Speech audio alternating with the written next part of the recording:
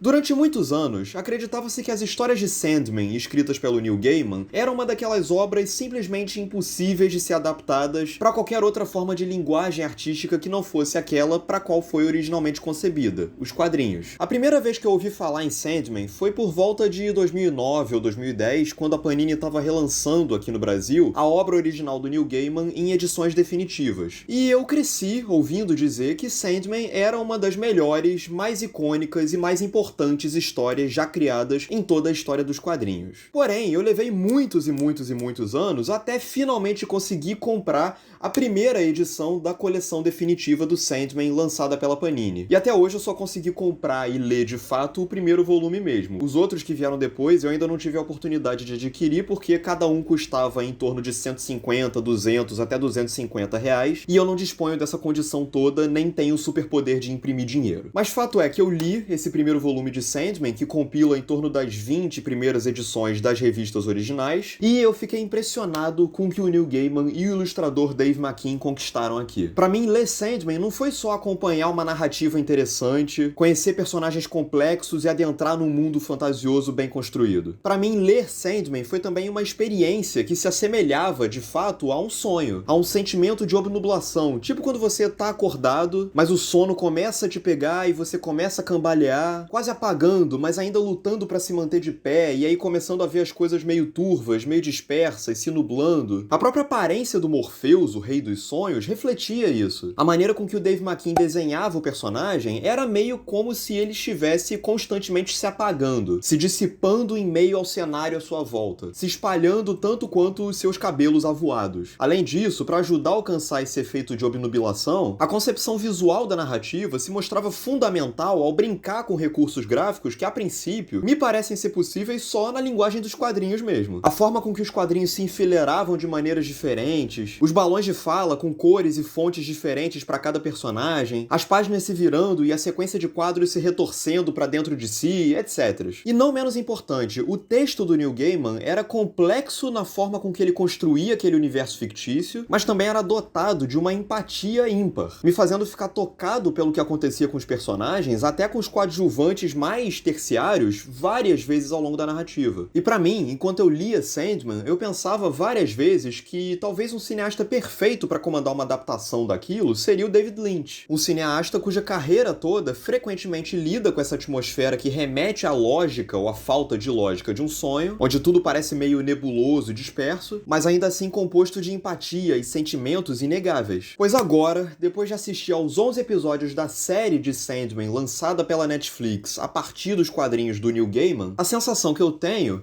continua a ser a de que Sandman é uma obra impossível de se adaptar para quaisquer outras mídias. Não que eu tenha desgostado da série, não foi o caso. Para mim é uma série de altos e baixos que se beneficia muito dos conceitos e do brilhantismo herdados da obra originária, mas que também se prejudica muito por não saber traduzi-los em imagem e som de forma formalmente instigante. Em termos puramente narrativos, de roteiro mesmo, o Sandman da Netflix é uma adaptação extremamente fiel da obra original do Neil Gaiman. Com isso, várias das ideias, dos personagens e das discussões da HQ original se mantêm aqui e se revelam fascinantes por si só. O universo é fabuloso, os temas são riquíssimos e já no primeiro episódio, a série consegue apresentar e contextualizar muito bem para o espectador leigo as regras que compõem aquele universo fictício, o que está acontecendo na trama, quem são os personagens e quais as intenções de cada um. Ainda assim, os melhores elementos e os melhores momentos dessa série de Sandman são aqueles em que os roteiristas se dão o direito de incluir um ou outro detalhe diferente, ou de seguir uma rota levemente diferente daquela tomada pelo Neil Gaiman na obra original. Então todas as mudanças naquele núcleo da família Constantine, por exemplo, que são mudanças feitas justamente para facilitar a ausência do John Constantine dos quadrinhos originais, eu costumo falar John Constantine, mas enfim. São mudanças bem-vindas porque elas ajudam a conectar um trecho da narrativa com o outro que nos quadrinhos eram mais separados, ajuda a criar uma dinâmica de mãe e filha e de passagem do tempo e de uma personagem envelhecendo menos do que o filho, que são questões questões interessantes e que servem não só para reforçar o funcionamento das regras daquele universo fictício, mas também para trazer densidade dramática e ambiguidade ao personagem do John Dee, que é interpretado de maneira sensacional pelo David Thewlis, que consegue tornar o personagem muito mais empático e até mesmo vulnerável do que parecia na obra original. No quadrinho, John Dee era um assassino muito mais implacável do que ele é aqui. Ele era um cara que gostava de ouvir as suas vítimas contando histórias, mas ele nunca deixava essas vítimas escaparem incólumes por ele. Enquanto que aqui, o David Thewlis retrata o John Dee como um personagem que parece carregar uma série de feridas não cicatrizadas na cabeça, e ele deixa o espectador constantemente incerto a respeito das suas intenções. Se ele é um assassino implacável, se ele é um cara traumatizado e vulnerável. Ele constantemente soa ameaçador, mas ele também parece até mesmo indefeso em vários momentos, e até mesmo o detalhe de ele escolher não matar certa pessoa inocente em dado momento faz toda a diferença aqui. Além disso, há também toda aquela questão envolvendo a representatividade negra e LGBTQIA+,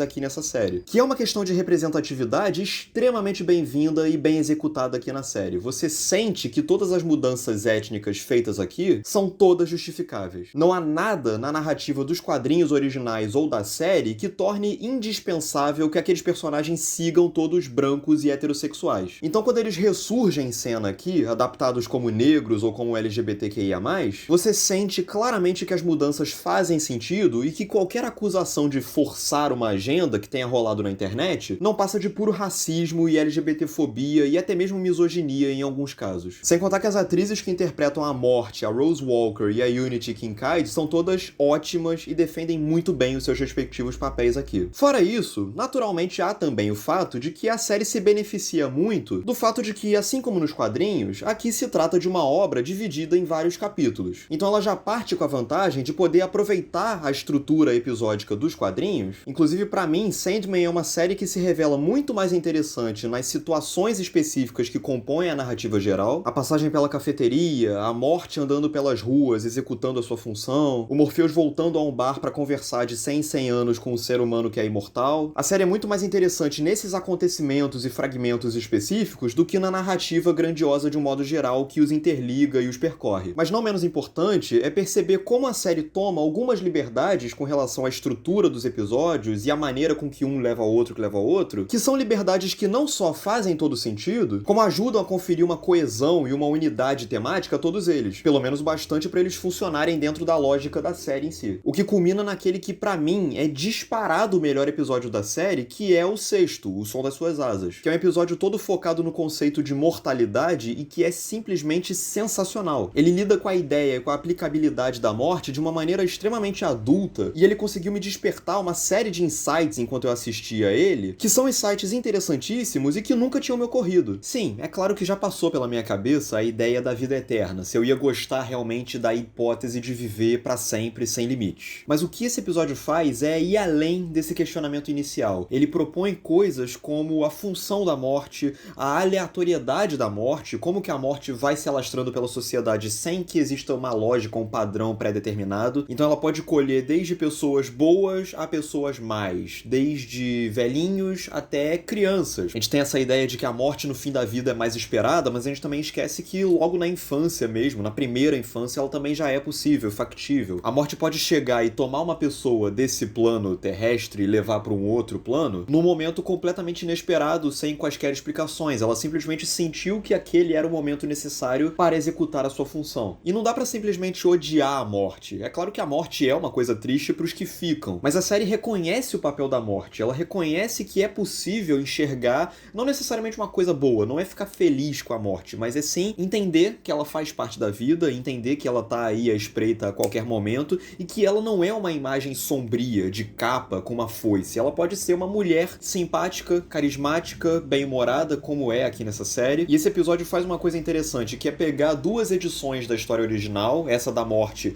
e outra do Morpheus visitando o cara de 100 em 100 anos, e juntar elas duas pro mesmo episódio a fim de criar uma coesão temática. Ao juntar essas duas histórias separadas em um único episódio, a série consegue escancarar ainda mais o elo temático que liga um episódio ao outro, e como que os temas de um fortalecem o outro e conseguem compor um panorama geral sobre o mesmo assunto, que é a mortalidade. E essa segunda situação do bar também me propôs muitos insights interessantes. Se a vida fosse eterna, a gente conseguiria suportar? Como é que a gente ia conseguir se adaptar às mudanças drásticas drásticas do mundo de um século para o outro? Será que a gente ia realmente se manter sendo as mesmas pessoas ao longo de todos esses séculos, ou a gente não ia mudar nada? Ou a gente ia mudar completamente? Será que a gente ia conseguir preservar a nossa moralidade ao longo de tantos séculos? Ou será que chegaria uma hora, reconhecendo que a vida é infinita, que a gente começaria a praticar barbaridades pelo simples fato de que a nossa moralidade ficou lá no passado? Ou então porque a nossa vida vai ser infinita e a gente não teme qualquer castigo pós-vida que possa existir pra gente? Como será que a gente reagiria assistindo a eventos históricos ao vivo? A gente ia realmente sentir naquele momento específico que aqueles eventos históricos são especiais, que vão ficar pra posteridade?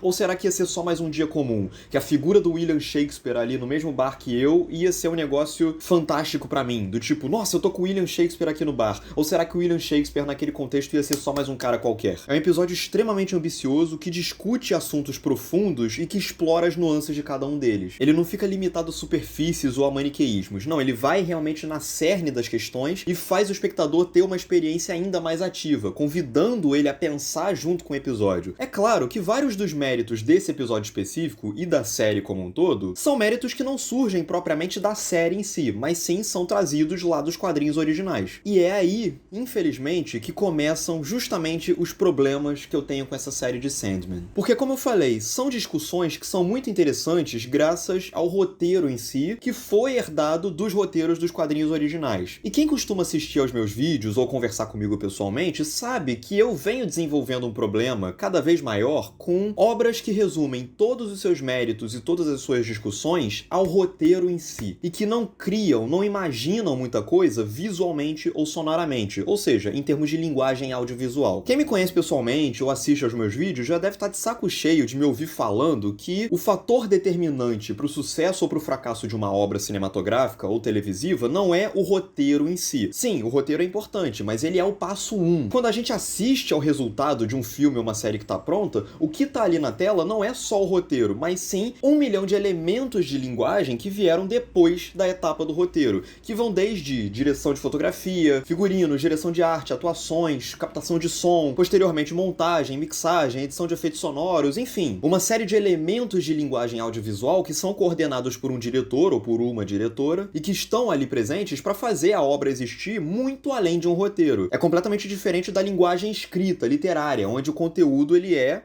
escrito. Ele pode até ter gravuras, ele pode até ser uma história em quadrinho, que é desenhada, cheia de detalhes, enfim. Mas por razões óbvias, uma mídia que é escrita e impressa ou digitalizada é completamente diferente de uma mídia que é audiovisual, seja cinema, seja televisão. E o problema que eu tenho com essa série do Sandman é que do primeiro ao último episódio, a série me soa excessivamente dependente do que estava descrito no roteiro para poder contextualizar as coisas, perdendo a oportunidade de se articular e de se comunicar em imagem. Em outras palavras, se no início desse vídeo eu comentei que o Sandman original, a HQ, era uma obra que fazia muito bom uso da sua linguagem de quadrinhos, eu não consigo dizer a mesma coisa sobre Sandman, a série. Eu não acho que a série consegue fazer um bom uso da linguagem audiovisual, da linguagem televisiva que ela tem à sua disposição para criar algo que seja próprio dela. Trocando em miúdos, o que eu quero dizer com isso? Do primeiro ao último episódio, o que nós temos nessa série são informações comunicadas para o espectador menos a partir da composição dos planos, da decupagem em si, e mais através de diálogos puramente expositivos. Um recurso que tende a funcionar muito melhor na literatura ou nos quadrinhos em função do tempo relativo de cada leitor ao absorver aquelas informações que ele está lendo ali e ao remodelar elas e a imaginar suas próprias entonações na sua própria cabeça. E se nos quadrinhos originais o Neil Gaiman e o Dave McKean conseguiam compor uma atmosfera e uma experiência que remetesse a uma coisa onírica, essa série do Sandman não consegue articular a atmosfera praticamente nenhuma, pelo menos na minha visão. Não há qualquer vestígio de um caráter místico ou nebuloso que remeta à magia ou aos sonhos da HQ, nem a qualquer outra coisa original proposta pela série em si. Ora, se trata de uma série que essencialmente lida com sonhos. Que em momento algum, ou muito raramente, a série consiga nos fazer sentir que estamos dentro de um mundo de sonhos, que sintamos a lógica turva e nebulosa e dispersa de um sonho, é um desperdício de ideia, de atmosfera imenso. A atmosfera, a experiência da série de um modo geral, se resume basicamente aos personagens falando um pro outro o que eles precisam fazer ou o que eles estão sentindo sobre o que os cerca. Porém, os diretores autores da série nunca ou quase nunca conseguem criar algo que visualmente nos faça partilhar daqueles mesmos sentimentos dos personagens. Quando um personagem chega pro outro e fala que o mundo corre risco de acabar, nós nunca sentimos, de fato, que isso é verdade. A gente nunca sente a urgência daquela fala. E chega um momento em que é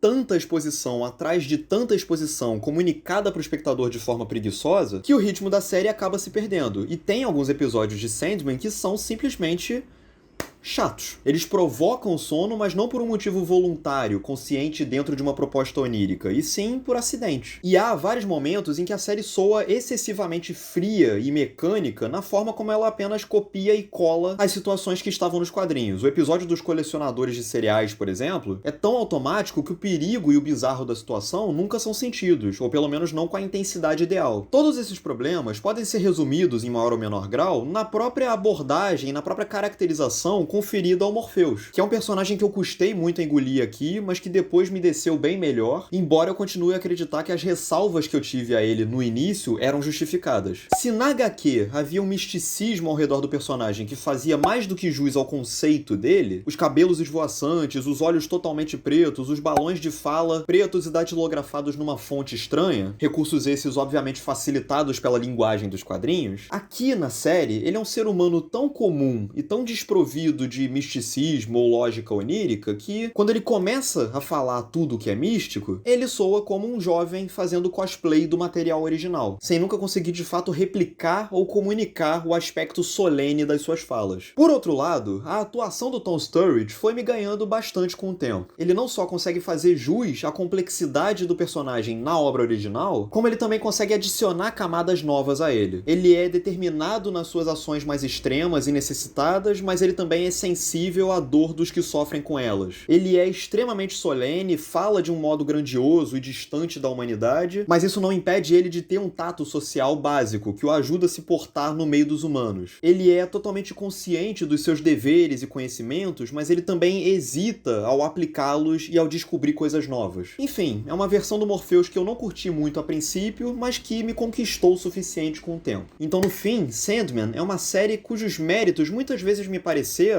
não pertencer a ela, mas sim à obra que a inspirou, tomando os méritos dela meio que por osmose. Ainda assim, é uma experiência suficientemente intrigante para me fazer desejar que a série seja renovada para uma segunda temporada, desde que, é claro, da próxima vez eles consigam traduzir e ilustrar melhor as coisas em imagem, em vez de ficar se calcando e dependendo só do que estava descrito no roteiro e na fala dos personagens.